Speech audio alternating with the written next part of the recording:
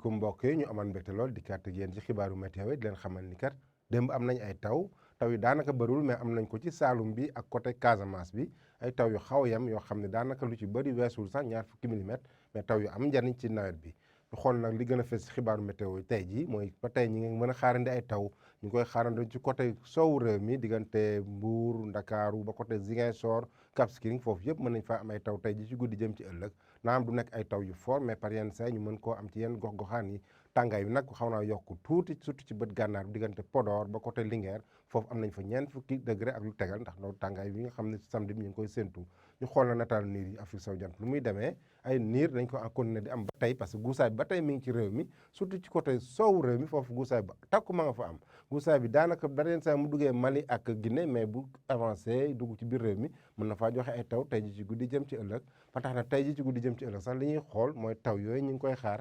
xaar ci côté Casamance bi di ko xaar ci côté Saloum bi di ko xaar côté Tambacounda ba côté Kédougou li ci des nag rek asamaan su lëndëm la ñuy am asamaan su lëndëm yoo xam pareen saa sax mën nañu fa am ay taw yu xaw yem surtout diggante Mbour Fatick ba côté Diourbel ba Ndakaaru asamaan sam dina lëndëm lool boo demee ba diggante Louga Thiès ba côté Ndar boo demee ba côté Matam ak Podor ak Bakel foofu asamaan su lëndëm la ñuy am tàngaay guddi gi mi ngi kon ne di tàng ba tey Ndakaaru parce que boo xoolee Ndakaaru ak Diourbel Linguère ba Louga ba Podor foofu yëpp ñaar fukki degré ak juróom lay am li ci des yëpp nag tàngaay bi na wàññeeku tuuti mais na tàng ba tey côté Casamance mooy xaw a yem tuuti ndax taw yi nga xam dañ koy am parce que ñaar fukki degré ak ñett lañ fay seen tey ci guddi ñaar fukki degré juróom ñu am ko fële ca Kédougou ñaar fukki degré ñeent ñaar fukki degré ñett ñu am ko ci digg réew mi donc raw gàddu gi daal ñu ngi koy am diggante Matam Bakel ak côté Ndakaaru ak côté bii yëpp ñu am ñaar fukki degré juróom ci guddi gi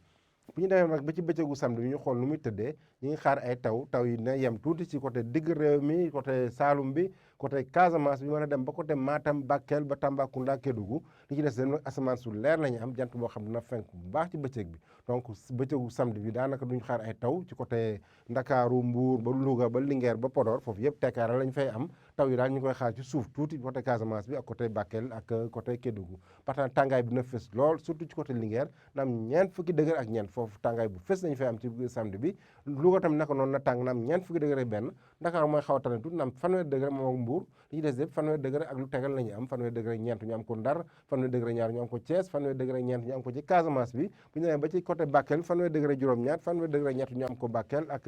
naka noonu ñu am ko Kédougou ak Tambacounda fanweeri degré ak ñaar donc mbokk yi ñu dem benn taxaw seetlu rek comme ni ñu koy defee par ajuma xool dayinu taw bi nu muy demee bu ñu demee ba ci fukki fan ak juróom benn ci weeru septembre bu ñu gisee carte bi li ci weex yëpp mooy mandarga nit nawet bi dafa diggu doomu dafa yem par rapport li naan am ci nawet boo xam dañ koy takk boo xoolee réew mi yëpp côté weex bi moo ci ëpp nawet bi dafa globalement dafa normal mais nag am nañ nawet boo xam xaw naa yées tuuti diggante département Ziguinchor lam daan taw xaw naa wàññeeku tuuti par rapport ak dañu am ren bu ñu demee ba ci diggante Vélingara ak Kédougou tamit bu 16 septembre bi nawet bi xaw naa yéesal tuuti par rapport ak lam daan a taw diggante Linguère ak Ranérou tamit foofu nawet bi xaw na faa yéesal tuuti fi nawet bi xawee am doole tuuti nag mooy diggante Thiès ak fële ca Matam foofu taw yu takku lañ fa am yoo xam ne nawet bi daanaka dépassé na la mu daan am donc mbokk yi bu ñu ko tënkee carte bi day mandargaal li fi amagum ci millimètre fii ak